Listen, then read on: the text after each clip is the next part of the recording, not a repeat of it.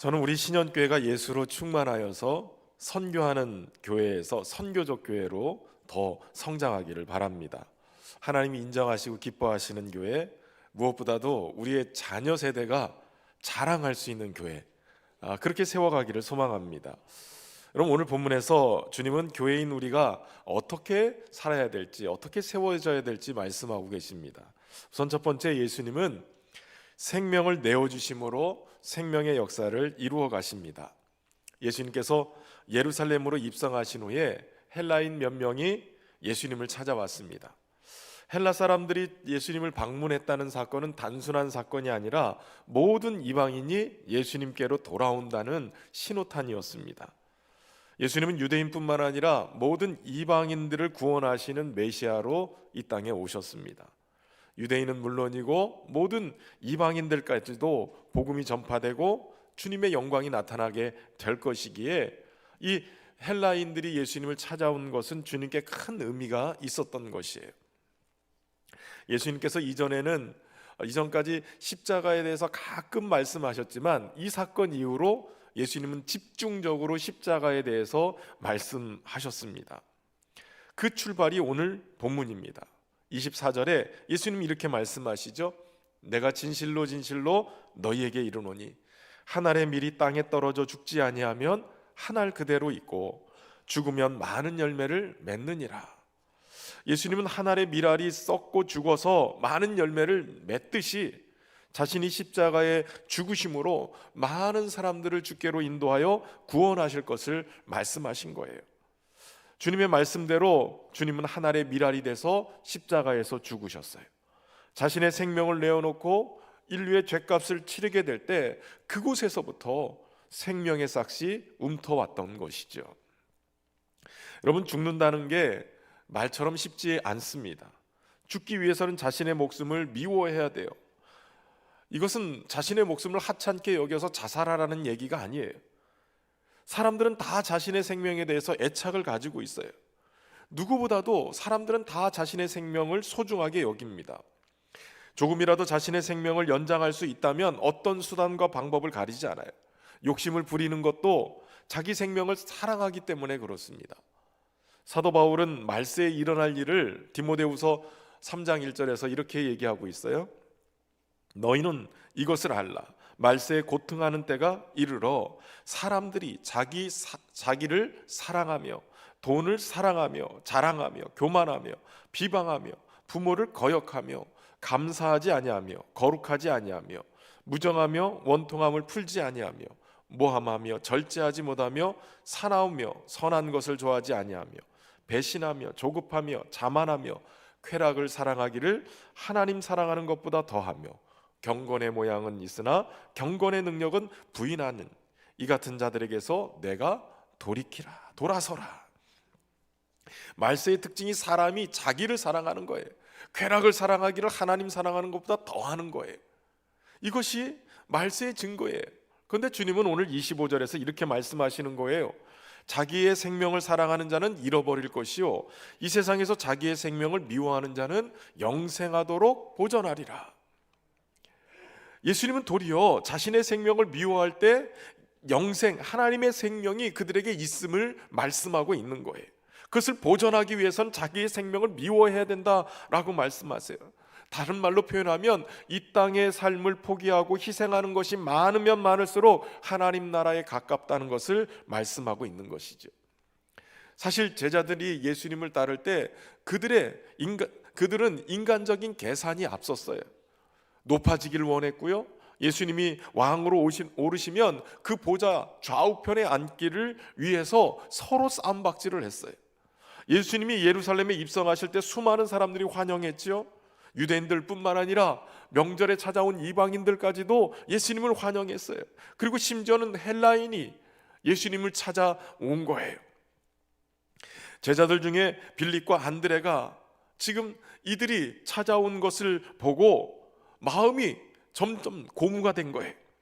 야, 이제 예수님이 우리 지역의 유명인사가 아니라 국제적인 유명인사가 됐구나. 그저 조만한 동네의 스타가 아니라 이제는 글로벌 스타가 됐구나. 그러니까 그 예수님이 더 크게 높아지면 우리도 한 자리 하겠구나, 그러면서 받아들인 거예요. 여러분, 그런데 예수님이 받으셔야 될 영광은 이런 것이 아니지요. 예수님은 제자들의 기대와는 달리 한 알의 밀알이 썩어져야, 죽어져야 된다라고 말씀하시는 거예요. 예수님이 죽으셔야만 죄인을 구원할 수 있다라고 얘기하는 거예요. 이 사명을 감당하기 위해서 예수님은 자신의 생명을 미워해야 했어요. 25절에 자기의 생명을 사랑하는 자는 잃어버릴 것이요, 이 세상에서 자기의 생명을 미워하는 자는 영생하도록 보전하리라. 이 땅의 것들을 포기하지 않으면 하늘의 것을 얻을 수가 없어요. 이 땅의 생명을 희생하지 않고는 하늘의 영원한 생명을 선물로 받을 수가 없어요.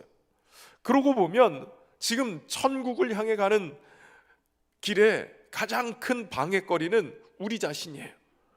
우리는 줄기차게 이 땅의 것을 움켜쥐려고 하고 이 땅의 것들을 사랑하며 살고 있기 때문에 그래요. 이것을 놓아야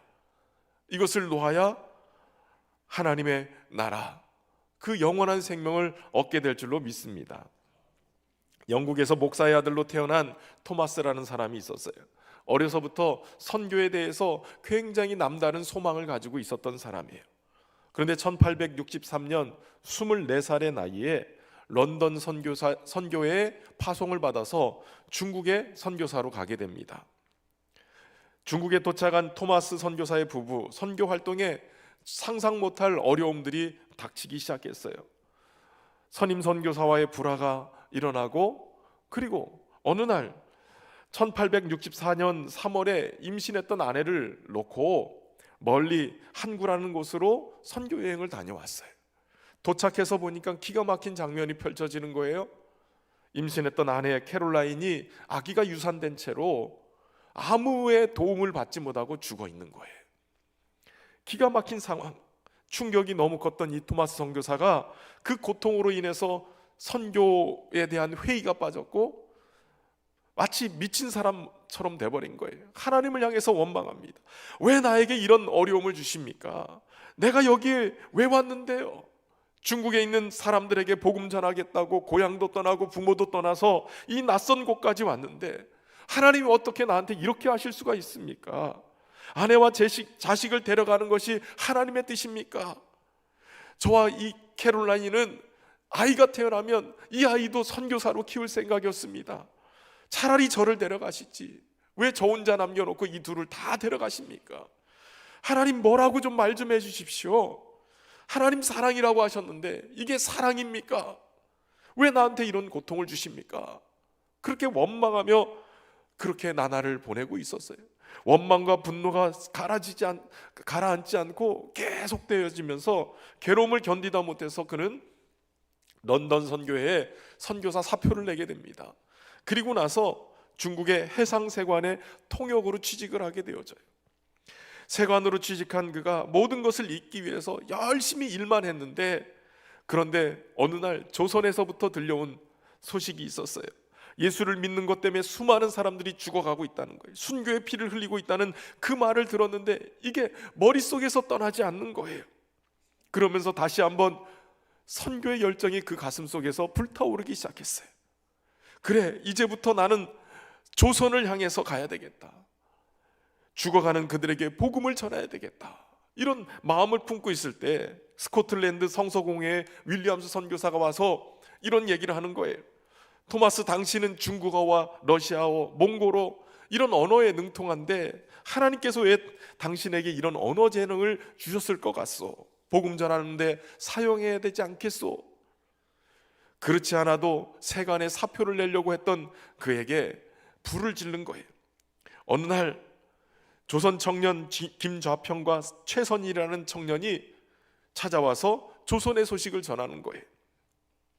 조선은 지금 박해가 심해서 야소, 예수를 믿는 우리도 목숨을 걸고 간신히 피해서 여기까지 도망 나왔습니다. 조선의 천주교 신자들은 성경책과 교리문답을 가지고 있는데 아직까지 우리는 이런 성경이 없습니다. 우리도 이런 성경 갖게 해주십시오. 그래서 1865년 9월 4일 이 토마스 선교사가 두 젊은이와 함께 다량의 한문 성경을 싣고 목선을 타고 1차 조선 선교의 길에 오르게 됩니다.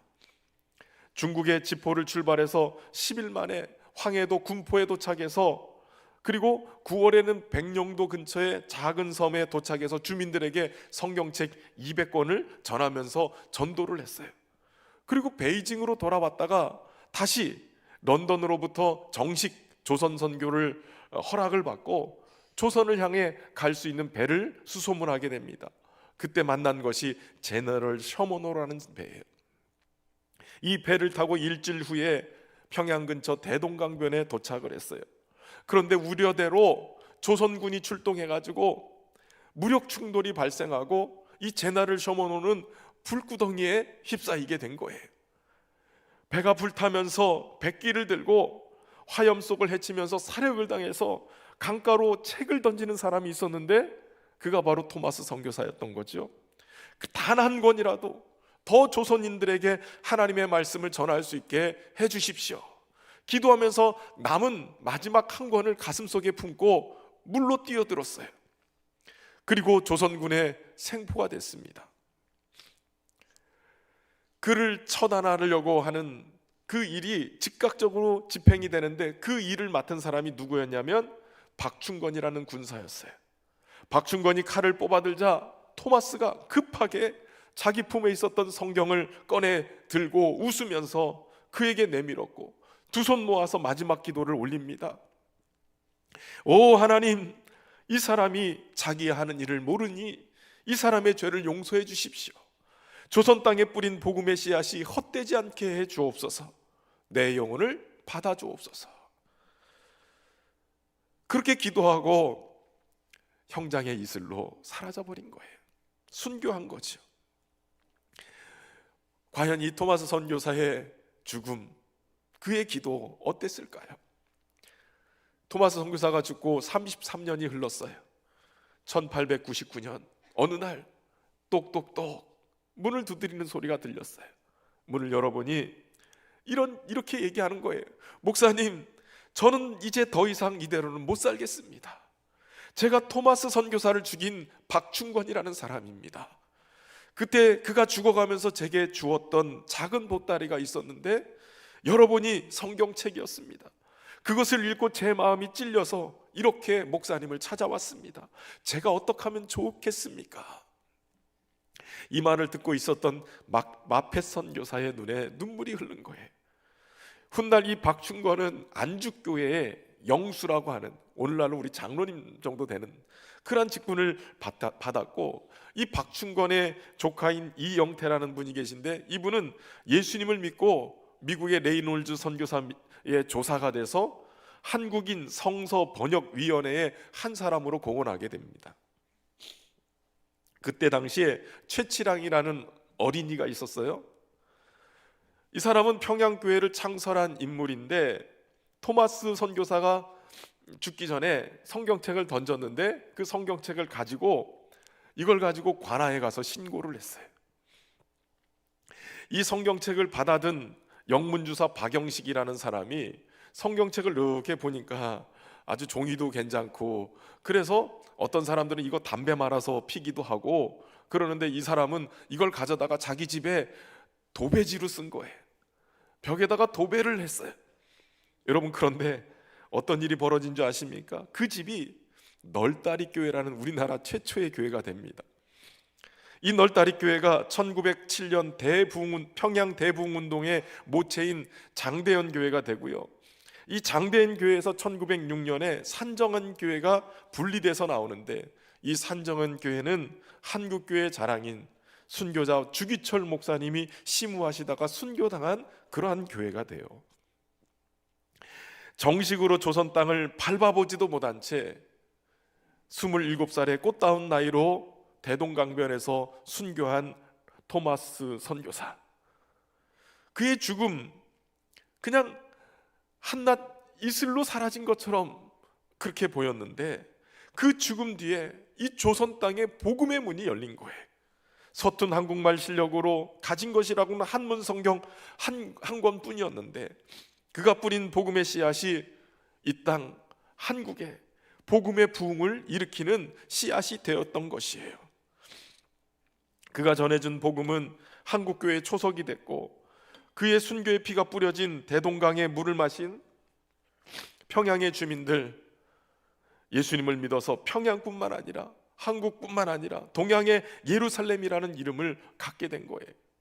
저는 소망하기는 저 북한 땅이 속히 열리고 다시 한번 평양이 제2의 예루살렘이라고 얘기할 수 있는 놀라운 붕의 역사가 일어나기를 바랍니다.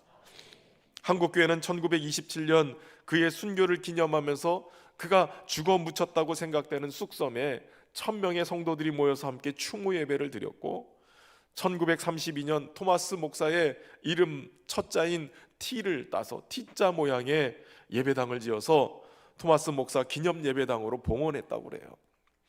여러분, 한 알의 밀이 땅에 떨어져 죽어야 많은 열매를 맺습니다. 예수님은 한 알의 밀알처럼 자신의 생명을 내어주심으로 이 생명의 역사를 일궈 간 거예요. 한국교회가 여기까지 오기까지 많은 순교자의 피가 땅에 떨어졌던 거예요. 신현교회 70년 역사가 여기까지 오기까지 많은 성도들의 눈물과 땀과 기도와 생명을 바친 헌신이 있었기 때문에 여기까지 오게 된 것이에요. 오늘 주님이 우리에게 생명 내어주시고 믿음의 선조들이 또한 주님처럼 자신의 생명을 내어주셔서 여기까지 왔다면 우리 또한 한 알의 밀알이 되어져서 그 생명을 이어가는 것이 필요한 줄로 믿습니다. 두 번째 우리에게 주시는 은혜의 말씀은 예수님을 섬기려면 자기를 부인하고 날마다 주님을 따라야 한다는 거예요. 예수님은 이제 제자들에게 26절에 이렇게 말씀하시죠. 사람이 나를 섬기려면 나를 따르라. 주님을 섬긴다는 것은 주님이 걸어가신 십자가의 길을 같이 걷는 것을 의미해요.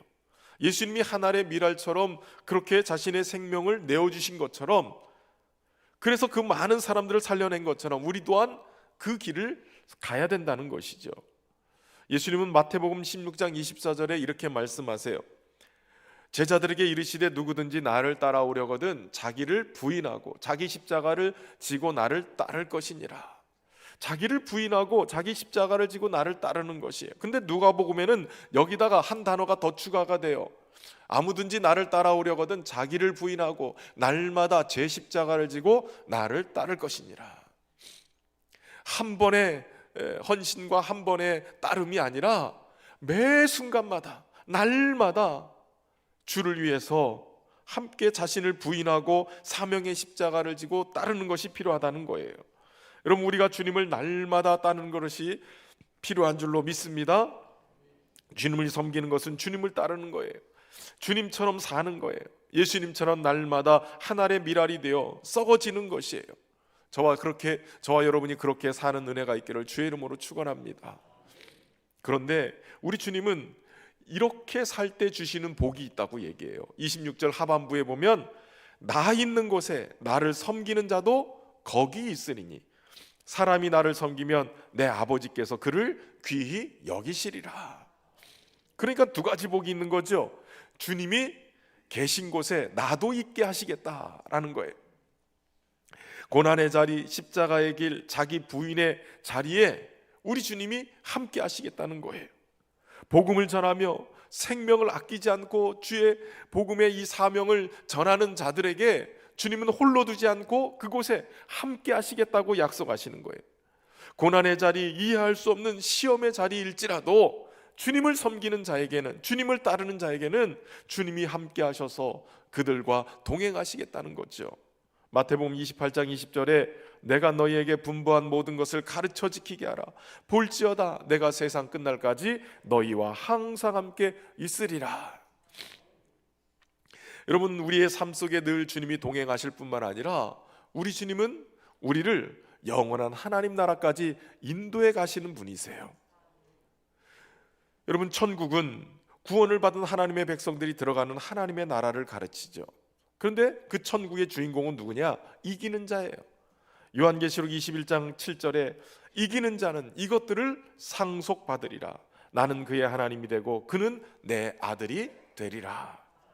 예수님을 끝까지 따르고 섬기는 자는 이기는 자가 되어져서 하나님의 구원, 더 나아가서는 하나님 나라를 상속받는 자가 될 줄로 믿습니다. 모든 섬김과 고난의 대가는 하나님께서 하늘나라를 유업으로 상속받게 하심으로 우리에게 은혜를 베풀어 주시는 거예요. 저와 여러분이 주님과 함께 동행하고 영원한 하나님 나라를 경험하고 사는 은혜가 있길 주의 이름으로 축원합니다. 두 번째 주시는 복이 뭐냐면 하늘 아버지께서 그를 귀하게 여기신다는 거예요. 하나님께서 귀하게 여긴다, 그 얘기는 그리스도와 함께 영광을 누리게 하시겠다는 거예요. 사도 바울은 로마서 8장 17절에 자녀이면 또한 상속자 곧 하나님의 상속자요 그리스도와 함께한 상속자니 우리가 그와 함께 영광을 받기 위하여 고난도 함께 받아야 할 것이니라. 여러분, 이 말을 뒤집어서 보면 우리가 고난도 함께 받고 살아가면 주님과 함께 영광도 함께 받는다는 거예요. 그 영광을 주님이 받으셔서 누리시는 것처럼 믿는 우리 모두가 주님처럼 그런 영광의 자리에 오르게 된다는 것입니다. 하나님은 바로 주님을 섬기는 자들을 그렇게 귀하게 여기시고 또 예수님을 그렇게 영광스럽게 하신 것처럼 우리 또한 영광스럽게 하신다는 거예요.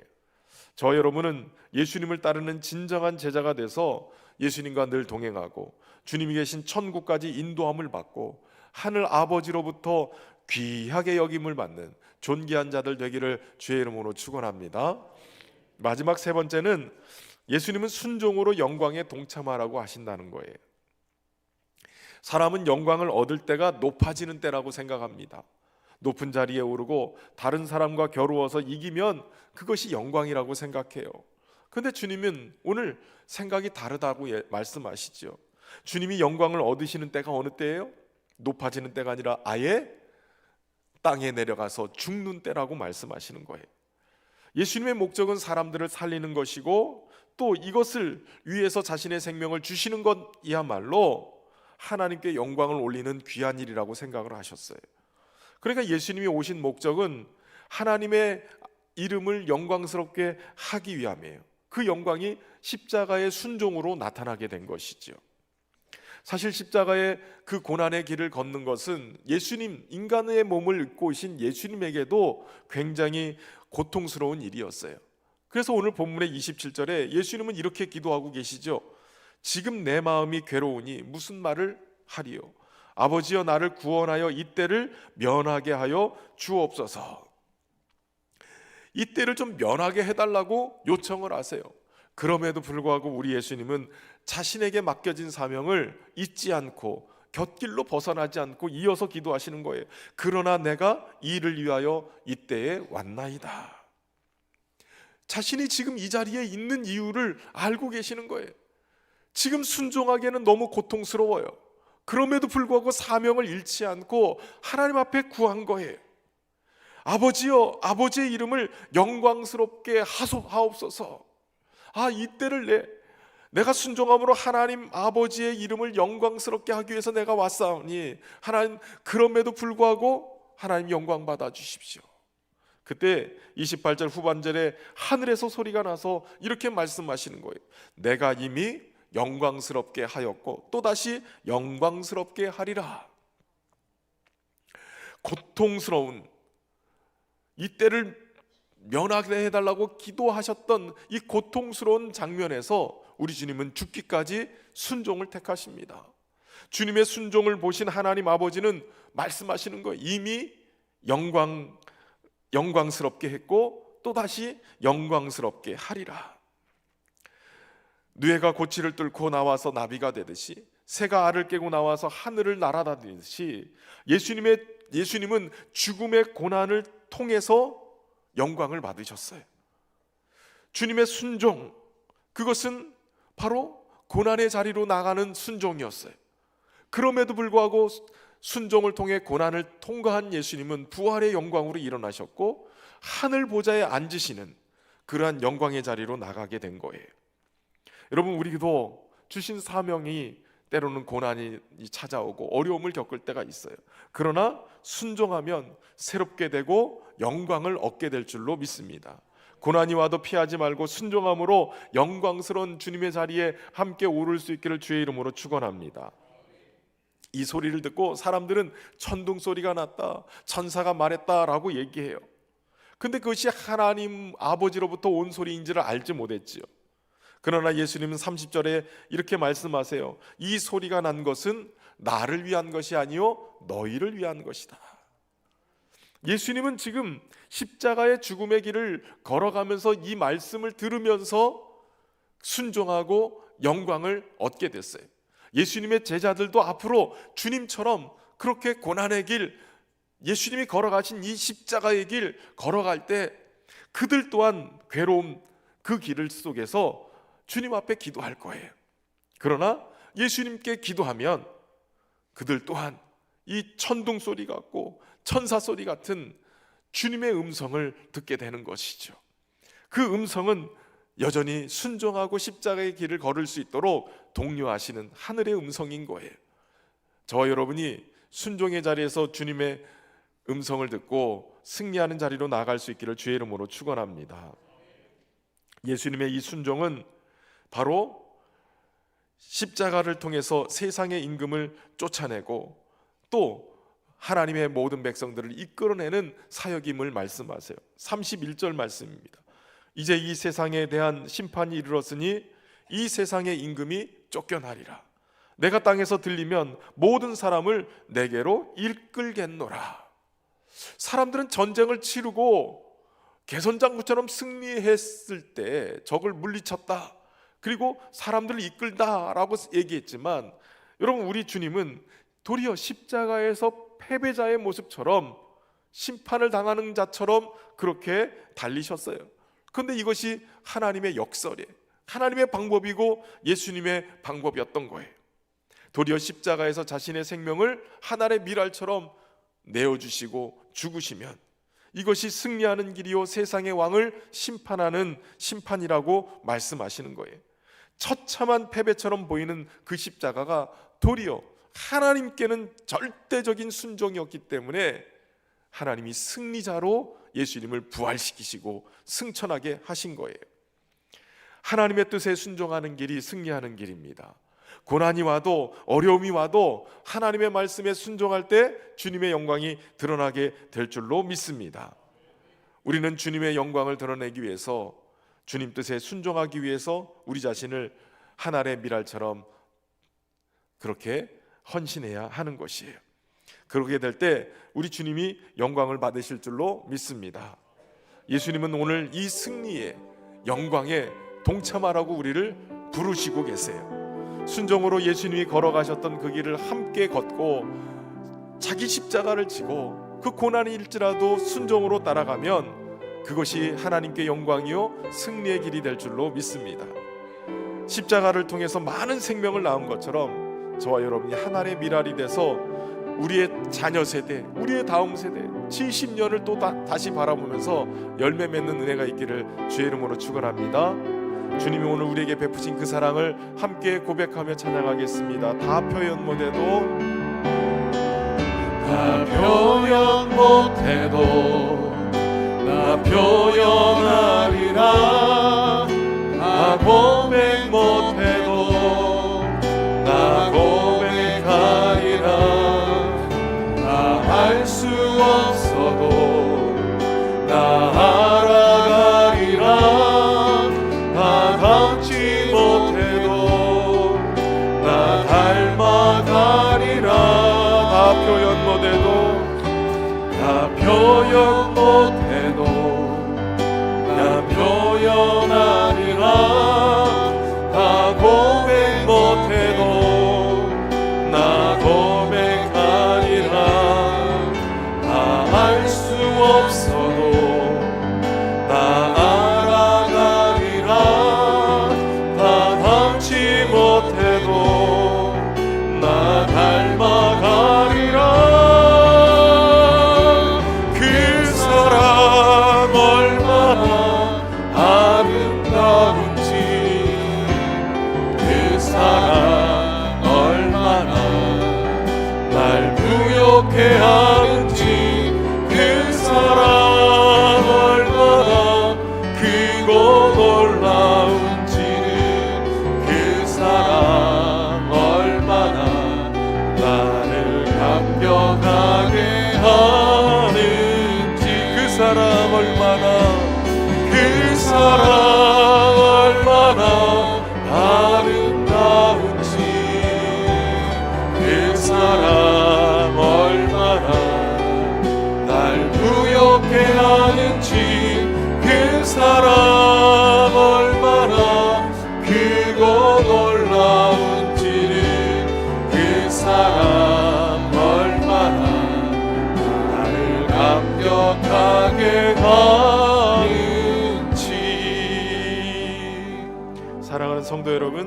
우리 주님이 하늘의 미랄이 되셔서 자신의 생명을 죽으셨기 때문에 오늘 우리가 생명을 얻게 되었습니다.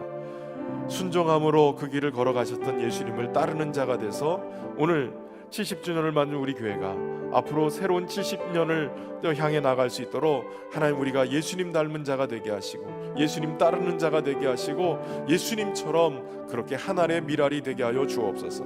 그래서 많은 열매를 맺는 우리 인생이 되게 해 주옵소서. 우리 합심해서 함께 기도하며 나가겠습니다. 참 좋으신 하나님, 감사합니다. 오늘 우리 신년교회가 70년을 맞았습니다. 돌아보니 오직 걸음마다 손길마다 오직 하나님의 은혜가 없는 곳이 없음을 고백합니다. 모든 것이 다 하나님의 은혜였습니다. 하나님, 많은 믿음의 성도들이 우리 주님이 걸어가신 그 길을 걸으며 하늘의 미랄이 되어줘서 교회를 사랑하고 섬기며 더 나아가서는 주님의 복음을 증거하는데 생명을 아끼지 않았던 그 모습을 우리가 함께 살펴보았습니다. 우리가 예수님을 온전히 섬기는 자 되고 따르는 자가 돼서 고난의 자리, 고통의 자리일지라도 순종함으로 사명을 놓치지 않고 걸어가게 하시고 주님처럼 하늘의 미랄에 내어 써가지고 열매를 맺는 우리 교회가 되게 하여 주옵소서. 앞으로 우리 신년교회 많은 주의 백성들, 주의 자녀들, 주님의 제자들이 일어나게 하소서. 그러나 많은 열매들이 맺히는 은혜로운 교회로 하나님 사용하여 주옵소서. 찬양합니다. 참 좋으신 하나님, 감사합니다. 우리 신년교회를 지난 70년 동안 지켜주시고 하나님의 뜻을 품고 여기까지 성장하게 하시니 감사합니다. 돌아보니 모든 것이 다 하나님의 은혜였습니다. 그 은혜를 놓치지 않고 주님의 은혜 가운데 사는 우리 모두가 되게 하여 주옵소서. 또한 우리의 믿음의 선조들이 예수님의 순종을 통한 죽음의 이 일들을 기억하고 따라서 자신의 십자가를 지고 주님을 따른 결과로 오늘 여기까지 우리가 있는 줄로 믿습니다. 하늘의 미랄처럼 썩어 죽어지고 많은 열매를 맺은 것처럼 오늘 우리가 주님을 온전히 따르는 제자가 돼서 순종함으로 주님의 열매를 가득 맺히는 우리 교회가 되게 하여 주옵소서. 그러므로 하나님께 영광 돌리는 그런 복된 교회가 될 수 있도록 역사하여 주옵소서. 예수님의 이름으로 기도하옵나이다.